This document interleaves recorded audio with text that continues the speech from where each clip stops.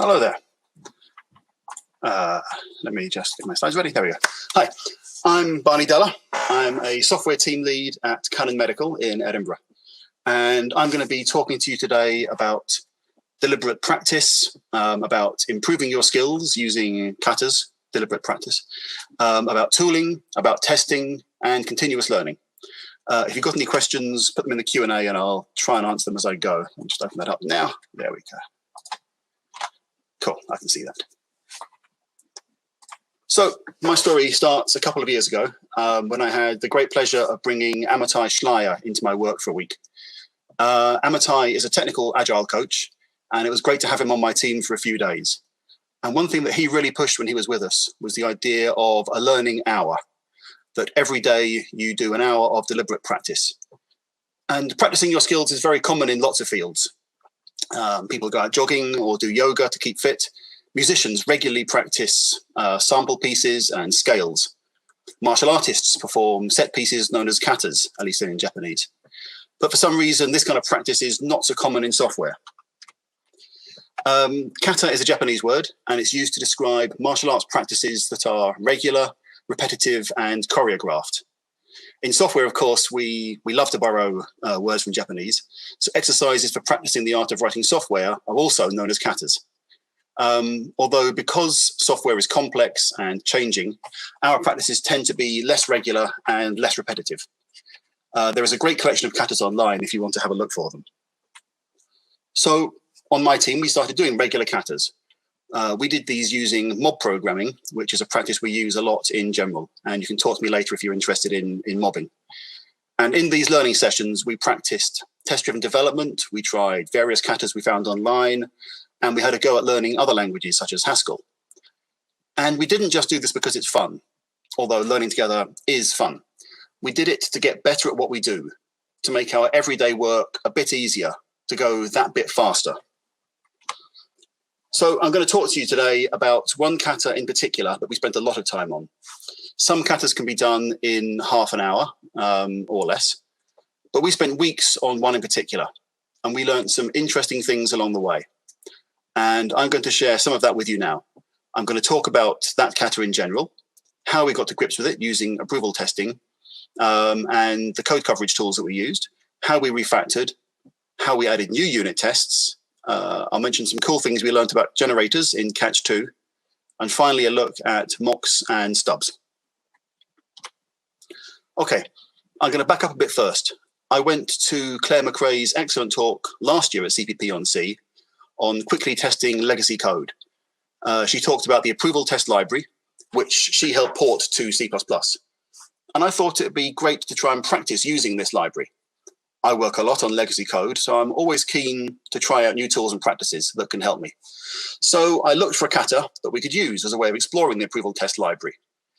And as we explored this kata, we ended up going much further than just using the approval test library. And that's what I'm going to talk about today.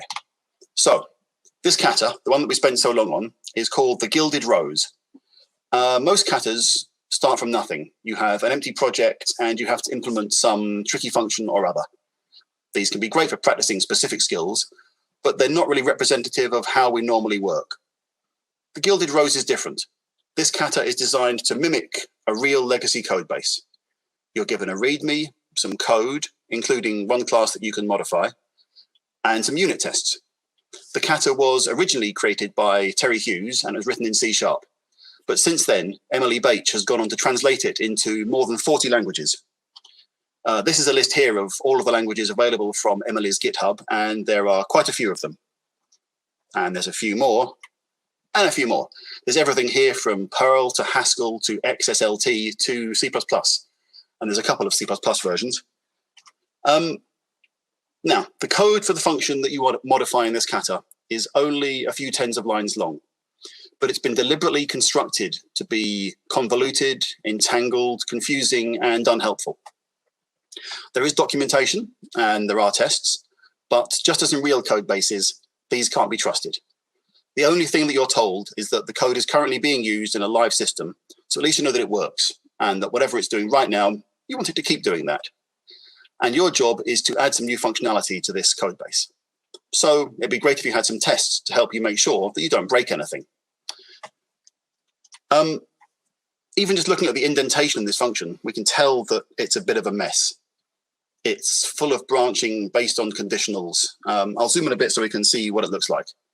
So we have a class called Gilded Rose and a method called update quality. It has a for loop looping through some items that it owns. And for each item, if it's not aged brie and it's not a backstage pass, then if the quality is above 0 and the item isn't Sulphurous Hand of Ragnaros, then we reduce the quality by 1. Okay, that's the end of the first if clause. Else, so it is aged brie or a backstage pass, then if the quality is less than 50, then we increase the quality by 1.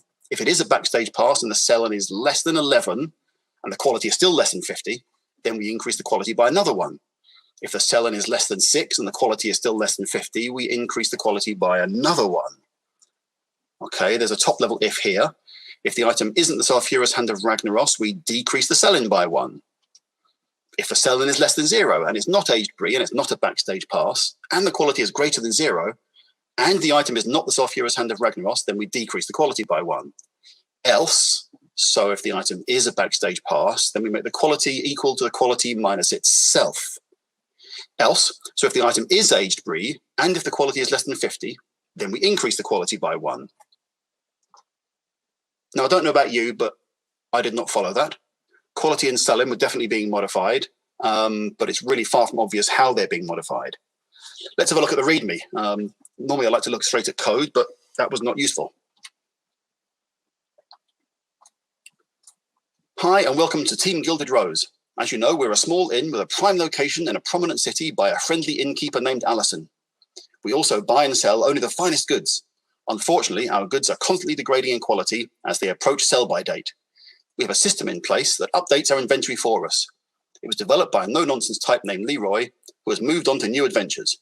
Your task is to add the new feature to our system so that we can begin selling a new category of item. First, an introduction to our system. All items have a sell-in value, which denotes the number of days we have to sell the item. All items have a quality value, which denotes how valuable the item is. At the end of each day, our system lowers both values for every item. Pretty simple, right? Well, this is where it gets interesting. Once the sell-by date is passed, quality degrades twice as fast. The quality of an item is never negative. Aged brie actually increases in quality the older it gets. The quality of an item is never more than 50. Sulphurous Hand of Ragnaros, being a legendary item, never has to be sold or decreases in quality. Backstage passes, like aged brie, increase in quality as its sell-in value approaches. Quality increases by 2 when there are 10 days or less, and by 3 when there are 5 days or less, but quality drops to 0 after the concert. We have recently signed a supplier of conjured items, and this requires an update to our system. So this is what we need to do. Conjured items degrade in quality twice as fast as normal ones. Feel free to make any changes to the update quality method and to add any new code as long as everything still works correctly. However, do not alter the item class or item's property, as those belong to the goblin in the corner, who will insta-rage and one-shot you as he doesn't believe in shared code ownership. You can make the update quality method and item's property static if you like. We'll cover for you. So just for clarification, an item can never have its quality increase above 50. However, Sulphurous is a legendary item, and as such, its quality is 80 and never alters. Okay, so we have a running live system, and our job is to update it to support conjured items. And conjured items lose quality twice as fast as normal ones. But we need to do this without changing the existing behavior. And we don't understand the existing behavior. And I don't know about you, but I don't feel confident that I could modify the update quality method to support the new behavior just now. So maybe there are some tests. Let's have a look at those. We have 2 unit test files. Okay, this is the first test file. It just has a main function that prints out the results of running update quality on those inputs listed at the top, and it does that in a for loop 30 times. This doesn't actually test anything or assert anything. This does actually compile and run, though, and it does indeed print some values out to the console. Here's the second test file. This does actually have a test that runs. It makes sure that when an item called foo is updated, then it ends up with the name fix me, and this test fails. There's also a function called example, which is never called. So clearly this code is not under test.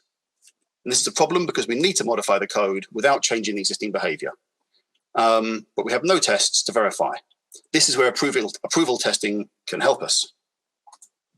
So approval testing is designed to help when you have a system that repeatedly gives consistent output given consistent inputs. They are a way of performing what's known as golden master testing. You create an ideal state, commit it, and then verify that subsequent runs of the test produce the same result. The golden master can be an image, a log file, a stream of text, anything, as long as you can compare two versions of the object and store it in version control. The C++ approval test library does not execute tests on its own. Instead, it's designed to integrate with a test framework such as Catch2, Google Test, Boost Test, etc. And I really like Catch2, especially for the small projects like this, because it's very fast to set up.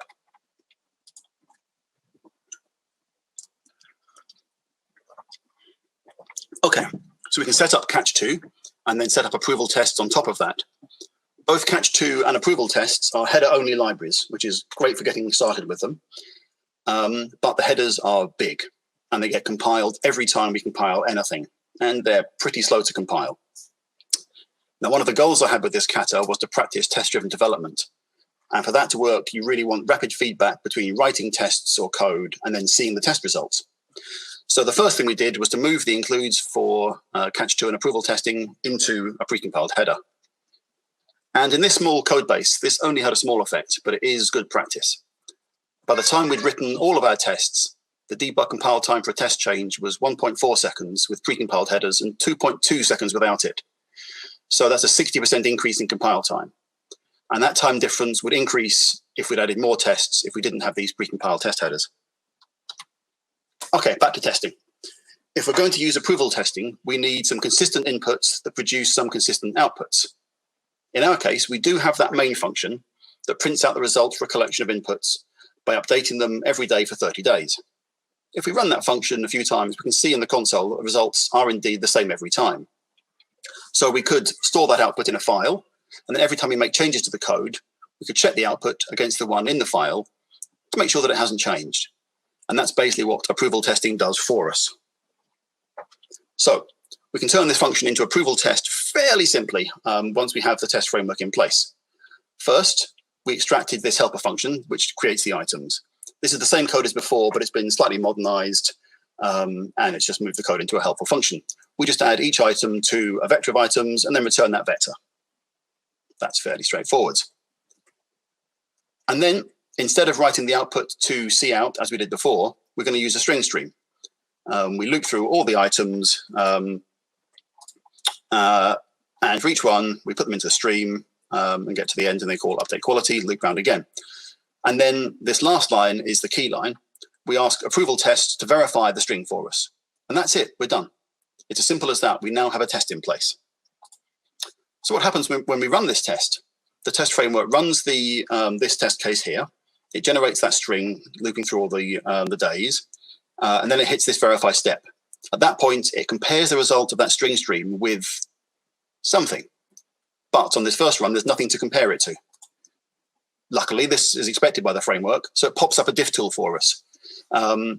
In my case, it just magically found WinMerge, and on the left, we have the output that we've generated, and on the right, we have nothing.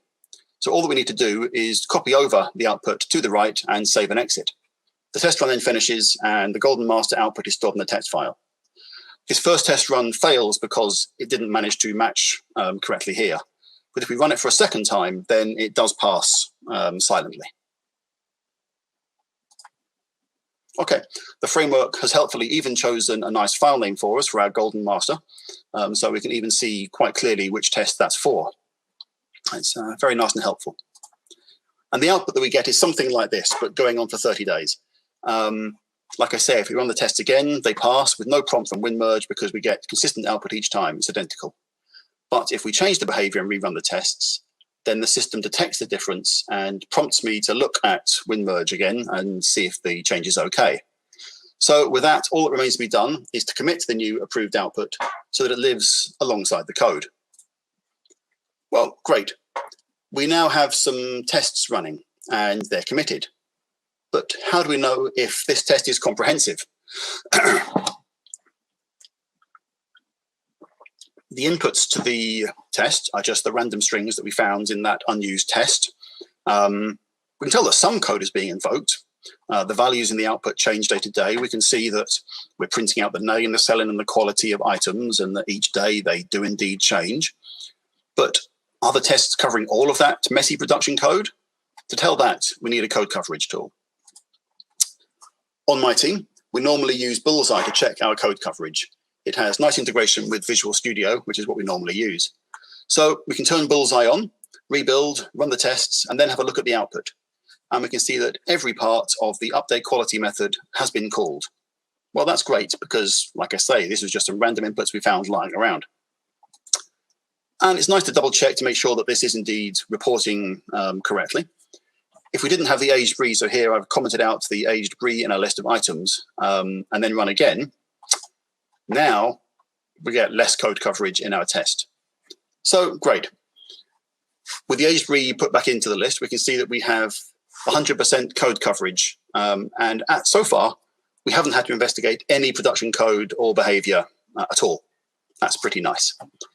Now, of course, code coverage doesn't tell us that our tests are good. All it tells us is that they might be good. If we had a test that invoked every line of update quality and then just asserted true, it would have 100% code coverage, but be an absolutely useless test. But in our case, we can see that we are printing out the full state of each item. We can see that they're changing as we call update quality. And we can tell from the code coverage that we're exercising the full function. So with that, we can be fairly confident that we do indeed have a good test harness in place. So if we do break any behavior, then we'll hopefully know. Okay, so we have the test harness, but the code is still a mess. And we need to add new functionality to that messy code. So first, we're going to tidy up the existing code. If we change the behavior, then hopefully our tests should tell us. As Kent Beck says, for each desired change, make the change easy. Warning, this may be hard. And then make the easy change. But also by going through and refactoring the code, we're actually going to get our hands dirty with it and learn about it, hopefully. So the goal of refactoring is to change the structure of the code, change the shape of it, but without changing the behavior. With refactoring, it's really important to take small steps. And we do this by making small incremental changes, running the tests, and then committing. And then if we make a change that breaks the tests, we can just revert it and try again. So the first step we can take is to remove one of those two unit test files we had.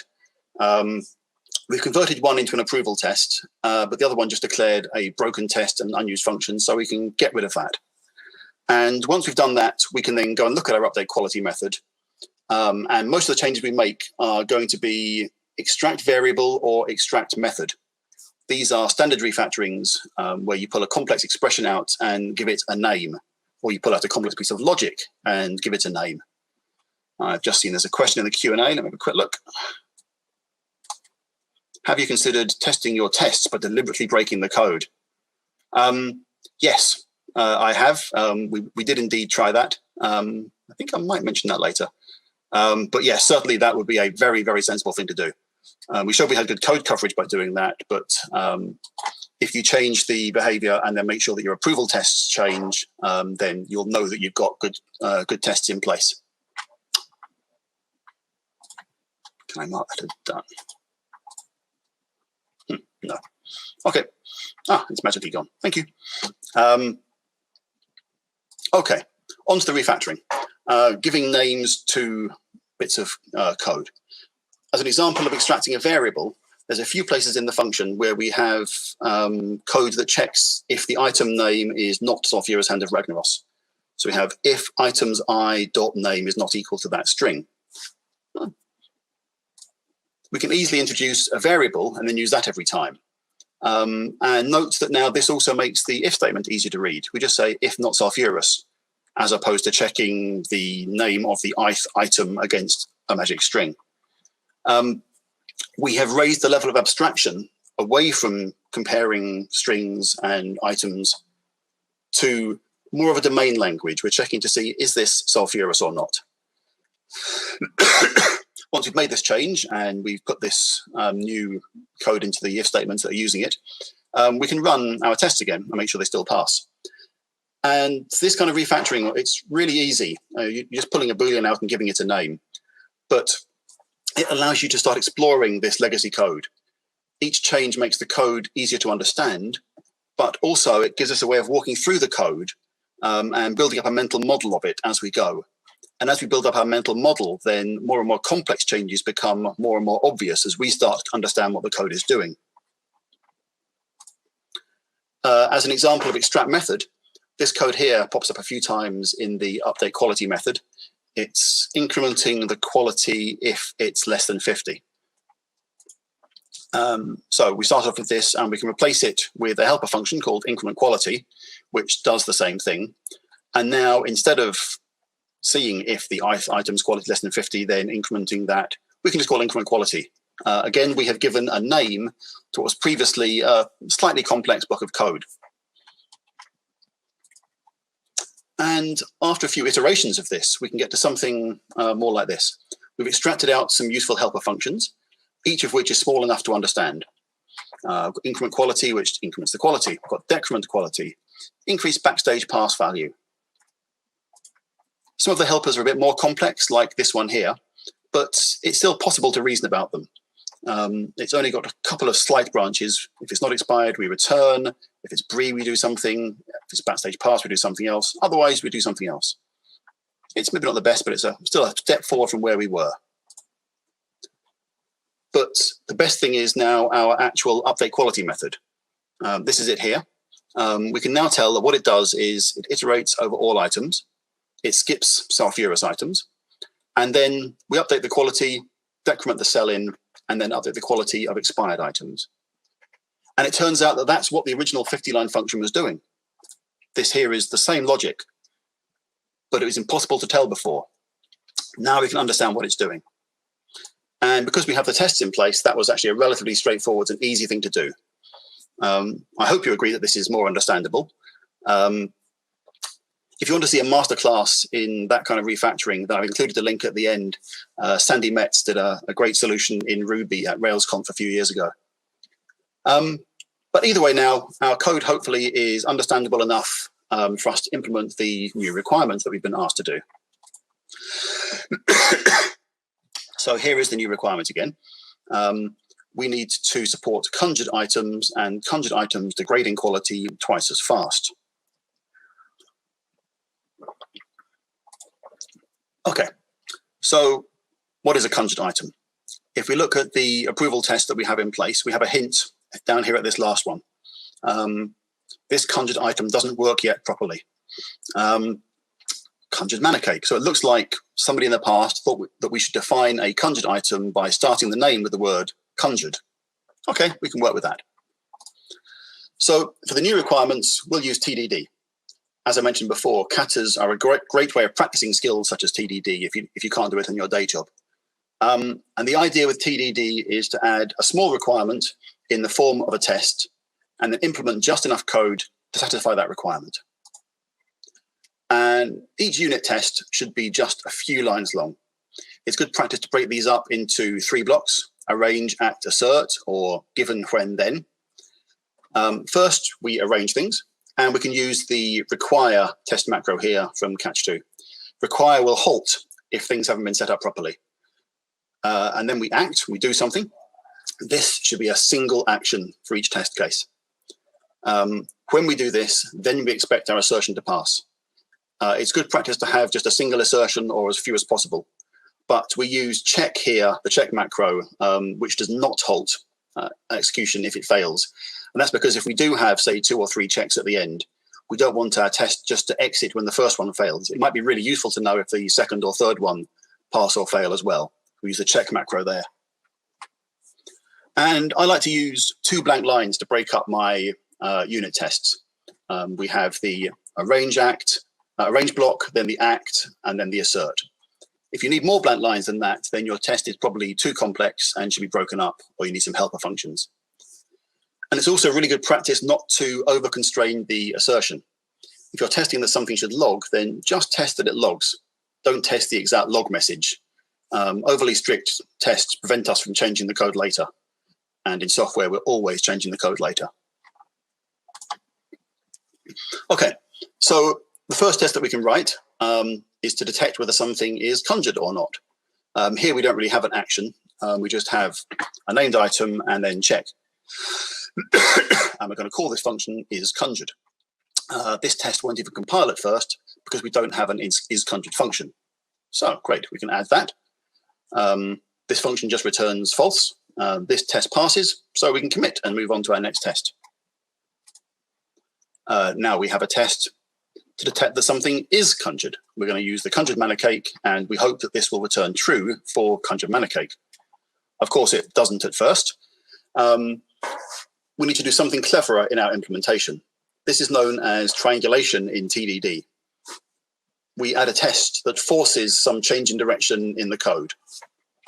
Here, we're now going to just look at the first 8 characters substring of this item and see if it's conjured or not. Great. Our tests both now pass, so we can commit and move on. And now we can move on to look at the quality of items. So this first test here is testing our assumptions about the current behavior. We expect that non-conjured items will degrade in quality by 1 per day. We start off with the item with a quality of 6. And we expect it to go down by 1.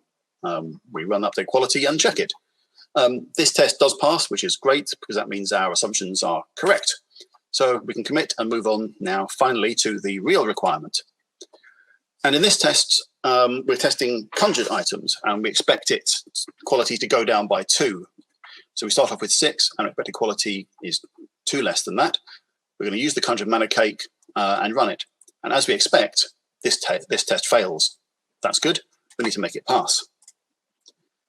And we have this existing decrement quality function, which just says if the quality is above 0, then decrement the quality. Well, it's not too hard to modify this to make use of that new is conjured function that we just wrote. And now we just say, if it's a conjured item, then decrement the quality again. This passes our test. Fantastic. All our unit tests now pass.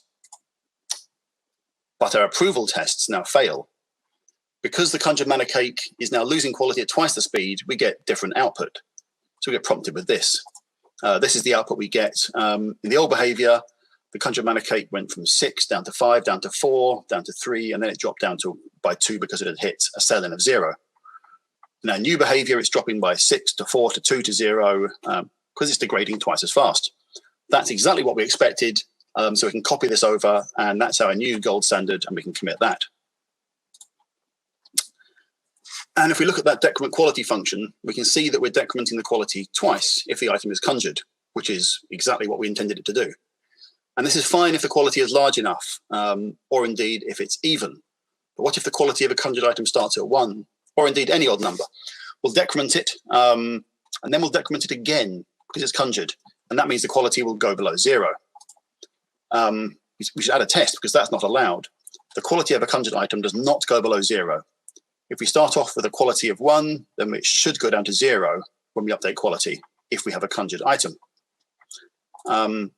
This test, of course, fails, but we can make it pass fairly simply by checking to see if the quality is above 0 again before decrementing it for the second time.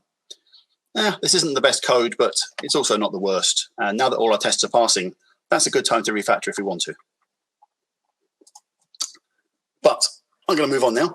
At that point, we had pretty much finished the original kata. We have implemented the behavior that's needed. But it's always good to leave the code in a good state for the next person to come across it. That's a nice thing to practice. We should always leave things in a cleaner state than you found them. And the main thing that's missing at the moment is a comprehensive unit test suite. So we're going to add those and refactor as we go. And it was while doing this with my team that we discovered a really nice feature of Catch 2, which is generators. And they go quite a long way to giving us property-based testing in C++. So I'll show you an example. We have this increment quality function, and this should never increment the quality if it's more than 50. So that gives us an interesting edge case to think about. Obviously, any quality below 50 should get incremented. So 3 should go to 4, 10 should go to 11, and 49 should go to 50, but 50 should stay at the same value. And so should anything above 50. So that's the edge case that we're really interested in testing there. Make sure we're not out by 1 or something. And this function also works on the quality of an item, which is an int. So we should make sure that it copes well with extreme values like the min and max int values and doesn't crash or anything like that. So in other words, if we do a graph of our interest over the range of ints, we're really interested in this boundary here to make sure that we're not out by 1. We're slightly interested in these edge cases here. Sometimes 0 goes wrong in functions. And of course, we expect this to be called for value between 0 and 50. So we're a bit interested in that range there. So we really want to write tests that reflect that interest. We really want to test this boundary here and a bit of the other stuff. So initially, we wrote tests for 0, make sure it goes to 1, for 49, for 50, for 51, and for the numerical limits. But it was quite verbose. The tests had lots of duplication, as you can see. These first two, it's only these numbers here that change in each of these tests. And that means that the intent behind our tests has become lost in all that repeated noise and all those repeated tests. And we end up with these horrible, arbitrarily hard-coded numbers, like 8 goes to 9. Is 8 anything special? 1012 stays the same. These were chosen really just random. This is just a random number that's below 50. This is a random number that's above 50. But anyone that came across this code later might think that there's a special reason for that. If they refactored and this failed, then would this be useful to them? I don't think so. And then we discovered generators. And these allow us to specify a list of values and then to run the tests for all of those values.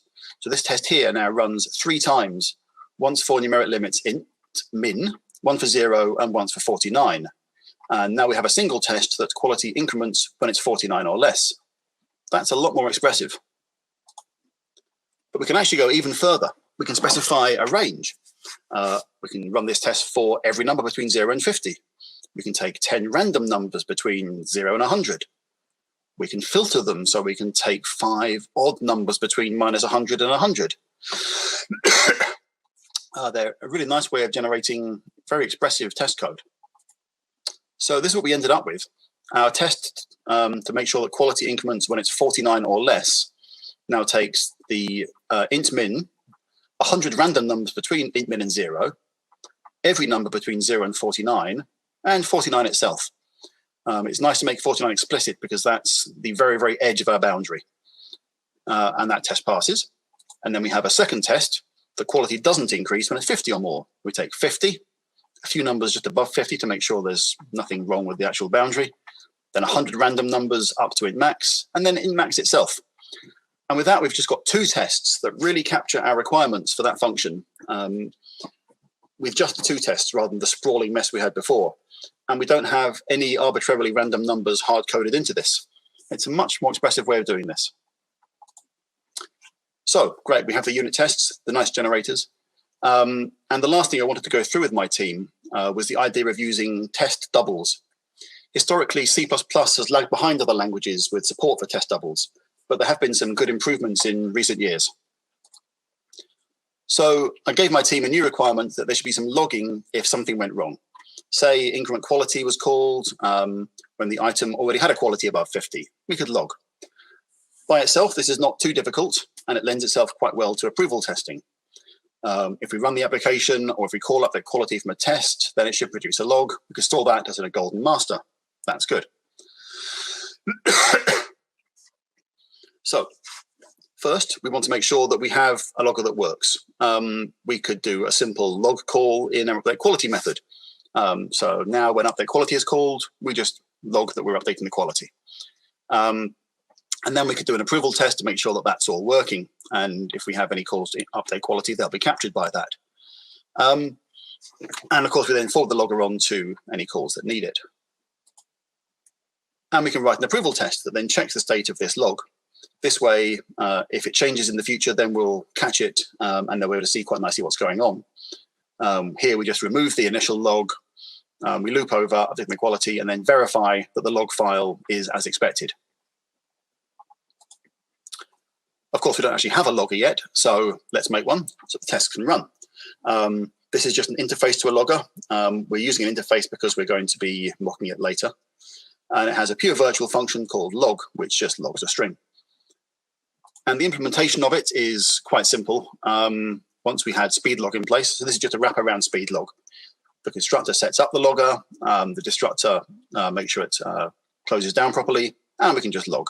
That's all it does. So the first time we run this, obviously we get win merge up as expected. We can copy the output over and commit it. Great. But if we rerun it to make sure that it passes, this time it doesn't. It fails because the new output doesn't match the old output. The time is subtly different for each run. You can see here these times are different. And it'll be different every time we run the tests because, well, time keeps moving forwards. The output will never match a previous run. We have inconsistent output given consistent input, and that's not good for approval testing. Luckily, the approval test framework has thought of this. We just create an implementation of the text file comparator, like this, and override this contents are equivalent method. And the key line here is this call here, where we take in the newly generated code, output, receive path here, and we're just going to munge it. And this is the munge call. We use regex. I'm using std regex here because this wasn't a regex kata. It's a bit messy, but we find the date and time and the other things, and then we replace the date and time with munged date time. And now, when we run the test, we simply register our new comparator with the file approval like this. Any log file should use our new one. And our output now prints munged date time instead of an actual date time. So now when we use our tests, this is what we get. But in the real production code, it still uses the real logger and produces real output. Great. So having the logger is all very well, but when we run unit tests, we never want to write to file. File I/O is very slow, and we really want our unit tests to be super fast. It's okay for approval tests to write to file because they have no other choice. But if we can keep them separate from our unit tests, then we can have very fast unit tests. But we still want to be able to test that our functions are writing to the log when they should. And we also want tests that use code that tries to log to still run really fast. And this is where mocks and stubs can help us. So we'll look at stubs first. Here's Martin Fowler's definition. Stubs provide canned answers to calls made during the test, usually not responding at all to anything anything outside what's programmed in for the test. So in our case, in our unit tests, we want a logger that does not write to file when it's asked to log. So if we have a unit test which tests that incrementing quality above 50 does nothing, then it wants to make this call, and it might try and log, but it will not go to file. Now, the only external API we have on logger is this log function. So it's really easy just to override it and do literally nothing in the log call. Now, if anyone uses this stub logger to log, it won't do anything. And to use this logger in our unit tests is quite easy. When we call increment quality here, we're going to pass in a logger. And now instead of passing in a file logger or anything like that, we're going to pass in a stub logger. And here, instead of just calling increment quality, we're going to call this test helper, which does this. Now this can try and log to file as much as it likes, but it never will. Our unit test still runs blindingly fast, and we're all good. Okay, great. So some of our unit tests are executing code which tries to log, but the log call never writes to file. That's all good. But what if we want to know that something was logged? If we want a unit test that something does log here but doesn't log there? And this is where mocks come in. Again, this is Martin Fowler's definition. Mocks are pre-programmed with expectations which form a specification of the calls they are expected to receive. They can throw an exception if they receive a call they don't expect, and are checked during verification to ensure that they got all the calls they were expecting. In other words, we can set expectations on a mock such as log should be called or log should not be called, and then we can assert that this expectation was met. And to do this, you really want to use a mocking framework. Mocking frameworks allow us to create mocks very quickly without loads of boilerplate. So when I ran this with my team, we used Bjorn Fowler's really nice trompe-l'oeil framework. And with this, it's trivial to create a mock logger. Here we have another implementation of iLogger, and this simply mocks the log function. It takes one parameter, which is why it's make mock one. It's a void function that takes in a string, and it's overriding. That's all you need to do. You now have a mock. And now we can write a test with expectations. And these can be confusing if you are used to the normal pattern of unit tests. Normally, as I said, you want to have arrange, act, assert. But with mocking tests, you set the requirements for the expectations at the beginning. So the definition of the assert comes before the action. And this can get confusing and a little bit complicated if you're expecting it to be the same as it was before. Here we make a require call at the beginning here, and we're saying that our logger, this is when we increment logs. If it's already above 50, we want to make sure that it does log. So we're saying that we're requiring that logger does receive a log call with any string at all. We could actually make it test for the exact string in here, but I think that might be too strict. We just want to make sure that something is logged. We're not really testing the exact string. That's up to someone else to change later if they want to. And then we run this, and then when the test exits, it makes sure that we did indeed get a call to that log function. And we can also write a similar test that nothing is logged if the quality is not too excessive. So here we've got a quality of 40, and we have a forbid call up here saying we're not allowed for the log, not allowing the log function to be called on logger at all with any string. If this did log inside here, then the test would fail. And these tests now both pass. We're testing that we do indeed log at the right time and not log at the wrong time.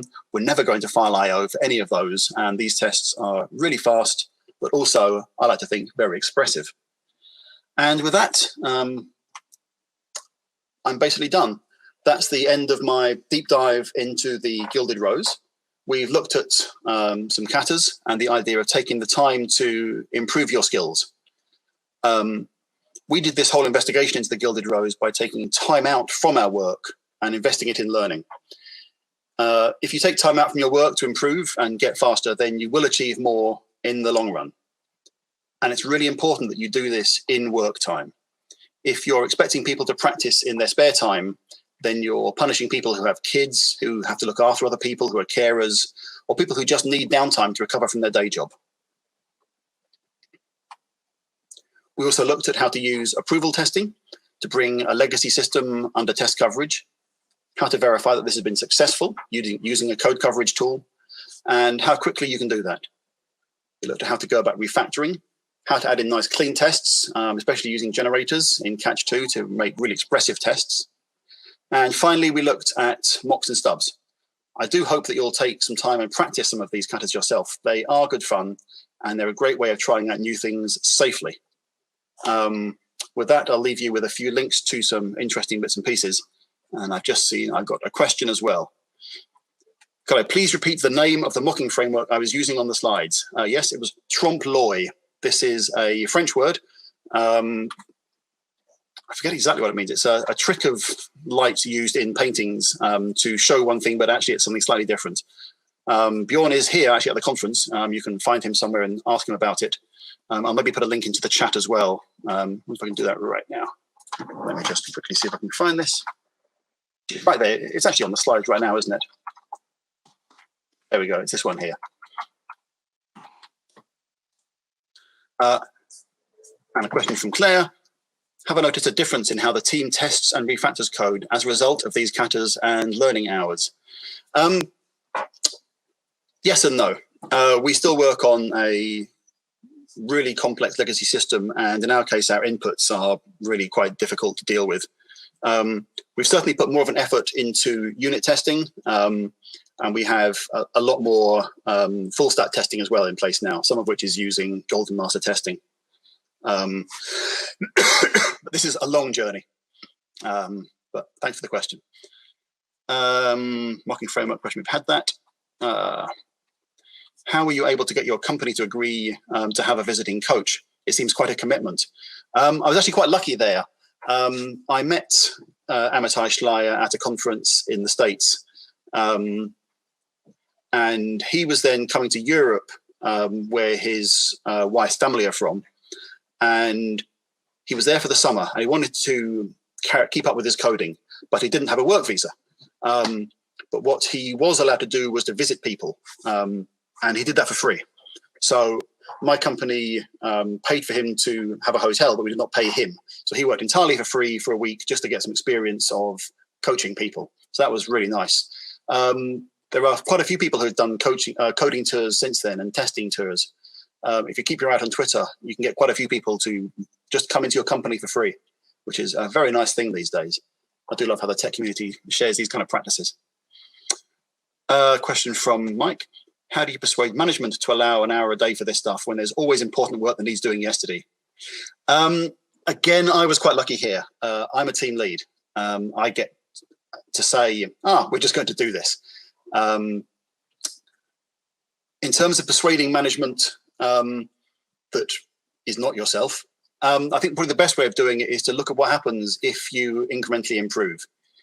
If you get, say, a 1% improvement in your productivity each day by doing some kind of practice, within a year, you'll be twice as productive. That's really quite impressive. Obviously, judging how much more productive you are is a really difficult, tricky thing, and there's whole PhDs on that. But yeah, you need to let people know that training is important. There's a quote I've heard before, maybe from Martin Fowler. If we spend lots of money training our people, won't it just be a waste? But the alternative is if you don't spend lots of money training your people and they stay in your company, then you've really not done very well. You've got people who aren't keeping up their skills. And finally, a question from Arno. What other katas would you suggest? I've done loads. The bowling green katas, the bowling kata's quite fun, sort of how to keep up scores in bowling. FizzBuzz is quite fun if you're trying a completely new language, like just pick up Scala and try and implement FizzBuzz. So just look online. There are absolutely tons and tons and tons of them. Testing different skills you might have. There's one I normally use in a code retreat. Sorry, my mind has gone blank at the end. I use in a code retreat.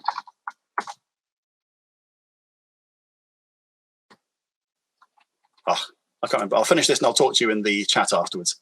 But yeah, if you just Google online for loads and loads of katas, you'll find them. Okay, that looks like the end of the questions. So I'll finish there. Thank you all very much.